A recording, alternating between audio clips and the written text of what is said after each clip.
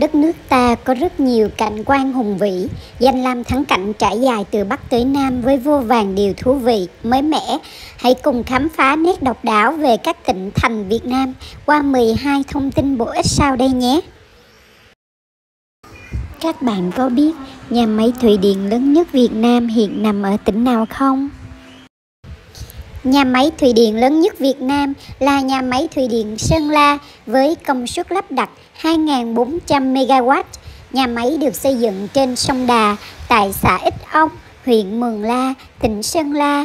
Nhà máy thủy điện Sơn La có 6 tổ máy, mỗi tổ máy có công suất 400 MW. Hồ chứa của nhà máy có dung tích 9,26 tỷ mét khối. Nhà máy thủy điện Sơn La có vai trò quan trọng trong việc cung cấp điện cho nhu cầu phát triển kinh tế xã hội của khu vực Tây Bắc và cả nước. Ngoài ra, nhà máy còn đóng góp đáng kể cho việc điều tiết dòng chảy sông Đà, góp phần phòng chống lũ lụt, cung cấp nước cho sản xuất nông nghiệp và sinh hoạt. Thế bạn có biết tỉnh nào ở miền Tây được mệnh danh là vương quốc trái cây không? Nếu đồng bằng sông Cửu Long được xem là vựa trái cây của cả nước, thì Tiền Giang được mệnh danh là vương quốc trái cây. Tiền Giang nằm bên bờ bắc sông Tiền, trải dài 120 cây số từ Đồng Tháp 10 đến Biển Đông. Theo thống kê, hiện toàn tỉnh có khoảng 80.000 hecta cây ăn trái, sản lượng hàng năm hơn 1,5 triệu tấn trái cây các loại. Nhiều loại trái đã được xây dựng thương hiệu xuất khẩu đi các nước như sầu riêng, thanh long, vú sữa, xoài cát Hòa Lộc. Mặt khác, toàn tỉnh đã hình thành một số vùng trồng tập trung như cây khóm 15.500 hecta, sầu riêng 13.000 hecta, thanh long 8.000 hecta, mít 6.000 hecta. Thế bạn có biết nơi nào ở miền Tây có cầu đi bộ hình chữ S Việt Nam độc đáo không? Đó chính là ở thành phố Cần Thơ. Góp một điểm nhấn cho đô thị thành phố này, cầu đi bộ nối bến Ninh Kiều với cồn Cái Khế được thiết kế cách điệu theo hình chữ S uốn lượn mềm mại, tượng trưng cho đất nước Việt Nam. Công trình hiện đại này khánh thành vào đầu năm 2016, dài gần 200 m, rộng hơn 7 m. Đây là địa điểm thu hút nhiều du khách check-in khi đến miền Cần Thơ gạo trắng nước trong. Đây là một địa điểm có con đường đi bộ xuyên biển ở Việt Nam. Thế bạn có biết thuộc tỉnh nào không? Đó chính là đảo Điệp Sơn ở Khánh Hòa. Việt Nam có một số hòn đảo có đường dẫn ra chìm dưới biển và chỉ xuất hiện khi thủy triều rút. Con đường cát trắng dưới mực nước biển gần nửa mét, nối liền hòn đảo giữa với đảo Điệp Sơn lớn ở Khánh Hòa nổi tiếng nhất, có chiều dài gần 700 mét. Nơi đây được ví như con đường nối giữa đại dương. Ngoài Điệp Sơn, Nhất Tự Sơn ở Phú Yên, Hòn Bà ở thành phố Vũng Tàu, đảo Yến ở Khánh Hòa cũng có con đường dẫn ra ẩn dưới mực nước biển. Bạn có biết chợ đặc sản nổi tiếng nào ở An Giang được mệnh danh là vương quốc khô mắm không? Đó chính là chợ Châu Đốc. Chợ Châu Đốc hiện tọa lạc tại trung tâm thành phố Châu Đốc, An Giang, từ lâu được mệnh danh là vương quốc khô mắm lớn nhất miền Tây, bày bán đủ loại khô mắm thơm ngon nổi tiếng của vùng như khô sặc, khô lóc, mắm Thái, mắm chốt, mắm Linh. Nói về đặc sản này, dân gian lưu truyền câu mắm Châu Đốc, dốc Nam Vang, khô mắm trở thành nét độc đáo trong văn hóa ẩm thực địa phương. Bạn có biết vườn quốc gia rộng nhất nước ta nằm ở tỉnh nào không? Đó chính là vườn quốc gia Phong Nha, Kẻ Bàng ở tỉnh Quảng Bình. Được thành lập vào năm 2001, vườn quốc gia Phong Nha, Kẻ Bàng có diện tích 123.326 hecta, là vườn quốc gia rộng nhất Việt Nam. Nơi đây có hơn 300 hang động lớn nhỏ, trong đó có hang Sơn Đòn lớn nhất thế giới. Năm 2003, lần đầu tiên vườn quốc gia Phong Nha Kẻ Bàng được UNESCO công nhận là di sản thiên nhiên thế giới theo tiêu chí giá trị ngoại hạng về địa chất và địa mạo.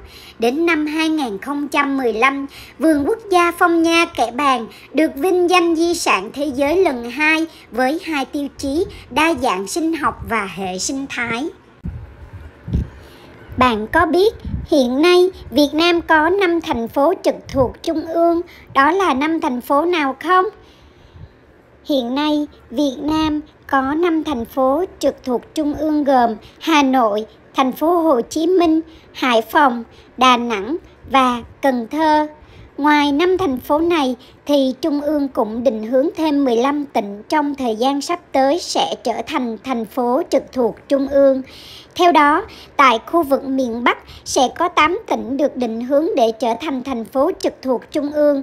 Trong đó, Bắc Ninh, Quảng Ninh, Hưng Yên được định hướng lên thành phố trực thuộc Trung ương trong giai đoạn từ nay đến năm 2030. Còn các tỉnh Vĩnh Phúc, Hà Nam, Thái Nguyên và Hải Dương được định hướng lên thành phố trực thuộc Trung ương trong giai đoạn đến năm 2050. 4 tỉnh tại khu vực miền Trung và Tây Nguyên bao gồm Khánh Hòa, Lâm Đồng, Quảng Nam và Thừa Thiên Huế. 3 tỉnh thuộc khu vực miền Nam được định hướng lên thành phố trực thuộc Trung ương gồm có Bà Rịa Vũng Tàu và Bình Dương sẽ lên trước năm 2030, còn Đồng Nai được định hướng trong giai đoạn 2030 đến 2035. Bạn có biết tỉnh nào của nước ta có trữ lượng vàng nhiều nhất không? Quảng Nam là tỉnh có trữ lượng vàng nhiều nhất nước ta. Theo Cổng Thông tin Điện tử Quảng Nam, nơi đây có 2 mỏ vàng lớn là Bồng Miêu và Phước Sơn.